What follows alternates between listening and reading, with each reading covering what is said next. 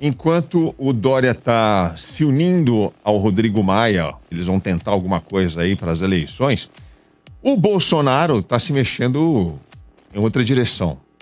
O filho do Jair Bolsonaro, o Eduardo, o 03, ele foi buscar mais uma vez a ajuda do Steve Bannon.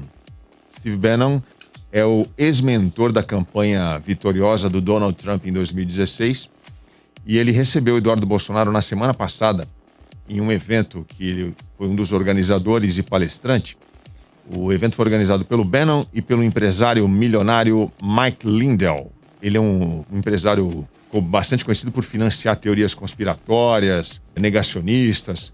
É tipo um velho da van, assim, sabe? Um cara que tem muita grana e bota dinheiro nessas plataformas políticas, né? E aí, o Bannon disse nesse evento que o Bolsonaro, o Jair Bolsonaro, vai ser reeleito no ano que vem e que a eleição brasileira de 2022 será a mais importante da história da América Latina. Vou começar com o Inagaki de novo, especialista em política. Inagaki, vamos ajudar a explicar para a galera aí quem que é o Steve Bannon? Quem que é essa figura sombria que vive ali na penumbra da política americana? Pois é, o Bannon, ele foi responsável por desenvolver estratégias, principalmente utilizando redes sociais e o Facebook, para divulgar teorias de conspiração, para divulgar teorias negacionistas e, no final das contas, foi uma estratégia que ajudou muito a eleger o Trump na campanha em 2016. Mas alguém que, de ficha suja, o rapaz tá cheio, né? Porque ele chegou a ser indiciado, chegou a ser preso em agosto de 2020, pela acusação de ter desviado dinheiro de uma campanha de apoio à construção daquela picaretice do Trump de construir um muro na fronteira com o México. O muro não veio à tona, a ideia era imbecil desde o começo, o muro não surgiu, mas o Bannon acabou de alguma maneira se beneficiando da história toda. Ele foi solto após pagar uma singela fiança de $5 milhões, sabe-se lá de onde ele tirou todo esse dinheiro. E quando estava aguardando o julgamento desse indiciamento, uma das últimas atitudes do Trump antes de deixar a presidência foi dar um indulto presidencial ao nosso caro Steve, que agora está envolvido com a querida família Bolsonaro. O Bannon foi acusado de ter, inclusive, desviado o dinheiro desse muro aí, não foi? Exatamente. E por isso chegou a ser preso. Dentre outras acusações, tinha corrupção também. Yolanda, você já recomendou aqui nesse programa mais de uma vez um documentário que é o Privacidade Hackeada. Você, pelo jeito, é fã desse documentário, né? Tem vários, na verdade. Tem um que me fugiu o nome agora, Dilema das Redes. Está disponível no Netflix também. E fala bastante de táticas de uso de redes sociais, que é um pouco a linha que o Bannon adota, né? Na verdade, ele faz um grande ativismo digital, mas pro lado mal da coisa, né? Como o Paulo Tadeu comentou. Então, ele usa a tática de conversar com as suas próprias bolhas. Então, ele cria notícias, distorce dados, trabalha com falsas verdades, de maneira que a pessoa que está consumindo aquele conteúdo vê toda a sua bolha difundindo aquilo e realmente levanta dúvida. Será que, de fato, aquilo é verdade? Começa a se criar, então, essas teorias da conspiração e dividir a sociedade, como foi comentado aqui. Então, recomendo que todo mundo fure um pouco a sua bolha. Assim, eu não gosto da linha política que o governo federal tem adotado, particularmente, né, nos últimos anos, mas também não gostava da era Lula, mas ainda assim eu me permito seguir o Lula, seguir o Bolsonaro nas redes sociais, seguir pessoas que são favoráveis ao tipo de política que eles trabalham, porque eu acho que é preciso você furar um pouco a bolha para não ter essas surpresas, né? Igual na última eleição, em que ninguém acreditava que Bolsonaro chegaria a um segundo turno, ninguém acreditava que Bolsonaro chegaria à presidência e de repente ele estava lá. Esses documentários que a Yolanda citou, eles deixam isso de forma muito clara, mas para quem não assistiu, e quem talvez não tenha a oportunidade de assistir porque não tem o streaming, o Steve Bannon, ele é um personagem central de um grande escândalo que aconteceu em 2016 envolvendo uma agência de dados inglesa, britânica, chamada Cambridge Analytica. Me corrija se eu estiver falando bobagem, tá, Inagaki? É isso mesmo.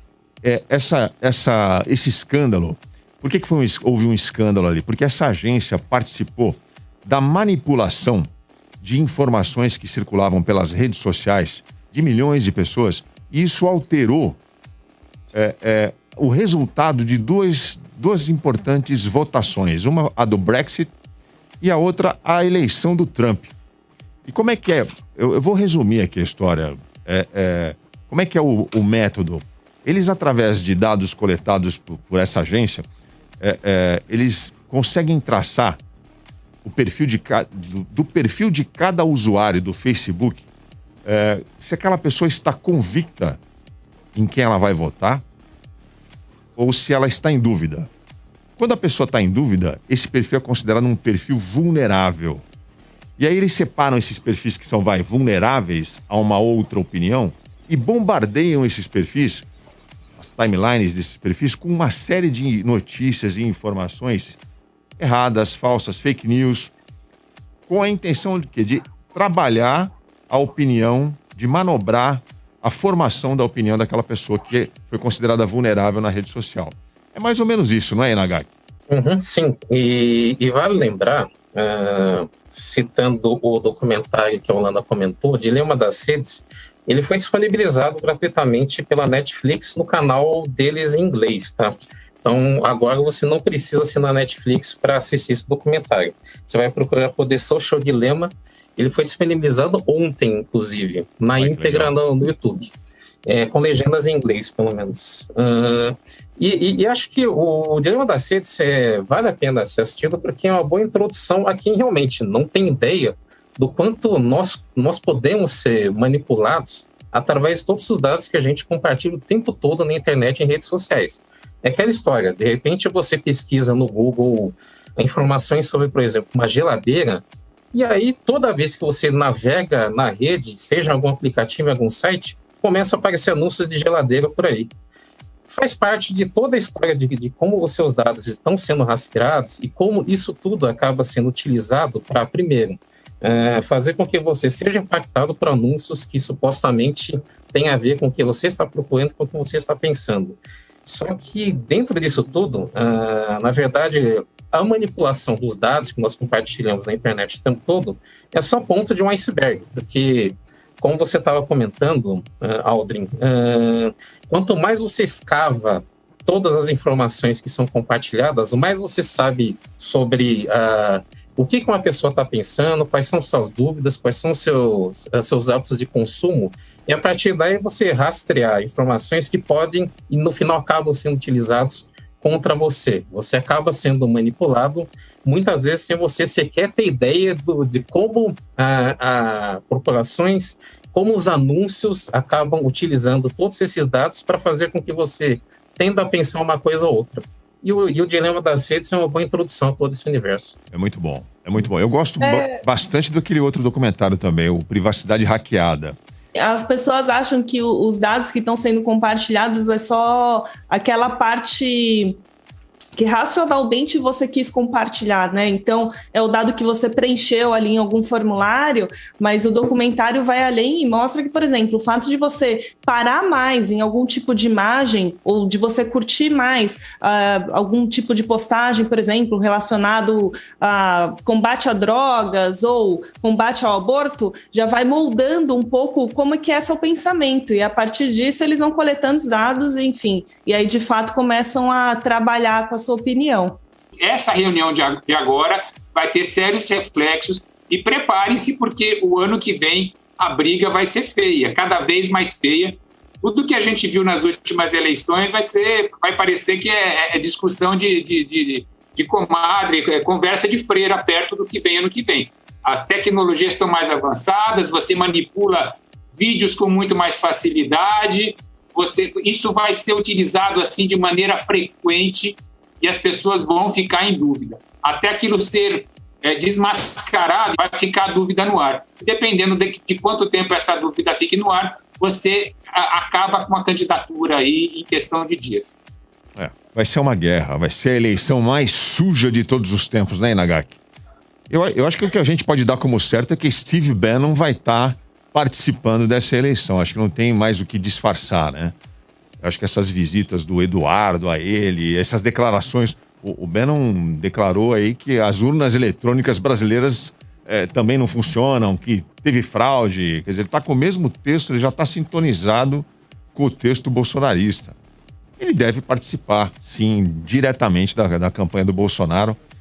E vai ter sangue, né, ô Inagaki? Você está esperando sangue nessa campanha no ano que vem? Vai ser uma batalha difícil. Prepare-se para tapar o nariz.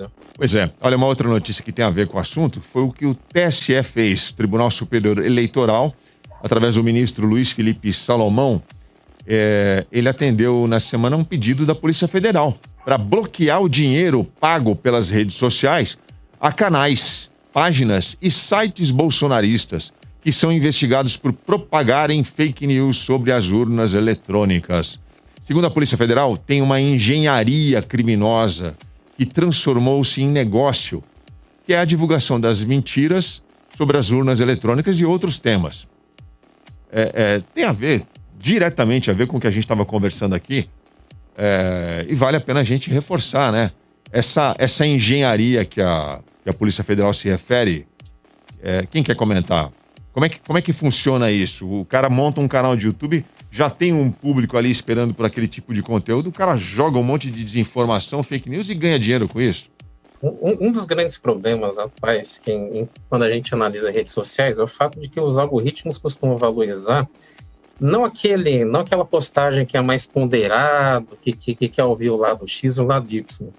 As pessoas compartilham, as pessoas dão RT comentado, as pessoas se indignam e deixam comentários naqueles posts que são os mais polêmicos, os que falam os maiores absurdos. E aí, em cima do fomento de todo esse ódio, de toda essa polarização cada vez maior, que canais bolsonaristas, no final das contas, acabam se beneficiando, porque eles aproveitam o fato de que as pessoas vão deixar comentários e vão ficar indignados, e vão dar engajamento. No final das contas, o que acontece é que, muitas vezes, eu, por exemplo, que não consumo esse tipo de conteúdo, às vezes eu vou parar, eu estou navegando pelo YouTube e me é recomendado algum desses canais bizarros, repletos de fake news sobre vacinas, sobre urnas eletrônicas, etc. E isso indo parar na página inicial de usuários do YouTube, a audiência aumenta e a partir do momento que você dá views para esse tipo de conteúdo, uma porcentagem do Google AdSense acaba sendo destinada aos donos desses canais. Então, o ódio dá audiência, o ódio dá engajamento. E infelizmente, as redes sociais ainda, os algoritmos das redes sociais ainda valorizam muito esse tipo de comportamento, né? O ódio da audiência. É um círculo vicioso, né? Eu tenho a sensação, não sei, Inagaki, eu não sei quantificar, mas eu tenho a sensação que existe um público já definido de 1 milhão, 2 milhões de usuários que não saem das redes bolsonaristas, e eles são, esse mesmo grupo, ele compartilha, assiste, consome, curte os mesmos canais. Então, um canal recomenda o outro, através, claro, dos algoritmos do YouTube, do Facebook, e essas pessoas, elas vão migrando e vão dando like, vão dando números para essa turma que propaga o mesmo tipo de desinformação.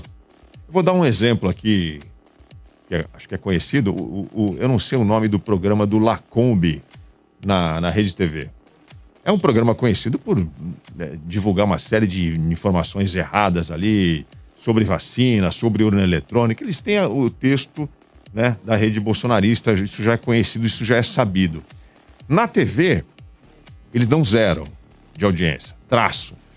Mas no YouTube, os vídeos do programa bombam. 500 mil visualizações, 1 milhão de visualizações. Porque eu acho que é aquela mesma turma que assiste o do Lacombe, segue o Constantino nas redes, consome programas da Jovem Pan. É a mesma turminha circulando por esses formadores, esses influenciadores, pelo Alan dos Santos. por aquele... A rede se retroalimenta, né? No YouTube Isso. também tem um ponto que é importante destacar, que a primeira hora de lançamento é a mais crucial. Então, se você lança um assunto e ele vai pela linha da polêmica e ele já tem um público fiel que está acreditando nessa polêmica, que está acreditando nessa fake news e tal, a chance disso viralizar aumenta, né? E acho que é por aí que é um pouco essa estratégia, essa engenharia que a polícia apontou. O Ministério Público Federal denunciou o Alan dos Santos, esse dono do canal Terça Livre, por ataques e ofensas ao presidente do TSE em novembro de 2020, após o Barroso denunciar a atuação das milícias digitais que tentam ainda desacreditar o processo eleitoral. O Ministério Público Federal disse que esses ataques extrapolaram o que se entende por liberdade de expressão. De novo nessa história, né? A gente discutia até pouco tempo atrás qual era o limite do humor. Agora a discussão é qual é o limite da liberdade de expressão. Depois que o Roberto Jefferson foi preso, tá todo mundo falando, mas é liberdade de expressão. E a liberdade de expressão? E acho que cabe distinguir, né? O que é expressão, ou seja, o que é uma opinião e o que é um fato, né? Se você está trabalhando uma opinião como se fosse um fato, aí na verdade você não está trabalhando essa expressão, você está difundindo uma fake news. Sim, e o que é crime também, né? Porque tem muita ameaça nesses vídeos, né? O Alan dos Santos tem vídeos dele macho pra caramba, falando, ô Barroso, eu vou te pegar, você vai ver o que eu vou fazer com você. O mesmo tom do Roberto Jefferson, né, Paulo Tadeu? Olha, depois dessa decisão da Justiça Eleitoral de determinar a desmonetização desses canais, muitos canais de YouTube bolsonaristas estão apagando vídeos para ver se conseguem retomar a monetização. Esse mecanismo está muito errado, né? Você não acha, Nagaki?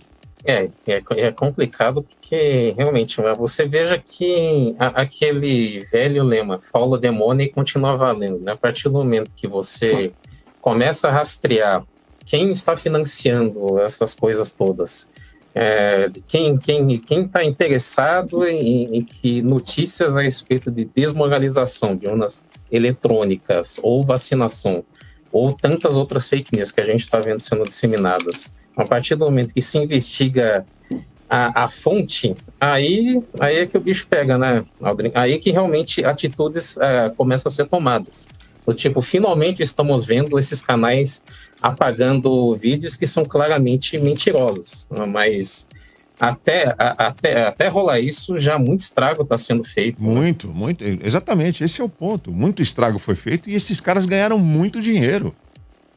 A gente lembra de uma notícia recente, faz poucos meses, Alexandre Garcia apagando vídeos do seu canal, Leda Nagli apagando vídeos do seu canal, porque estavam cheios de desinformação, de fake news, de mentiras, né? Então essas pessoas contribuíram muito, esses veículos, não são só pessoas, veículos, programas, contribuíram muito com a desinformação e com a pandemia. Vocês ajudaram muita gente a morrer. Parabéns. E ganharam dinheiro com isso.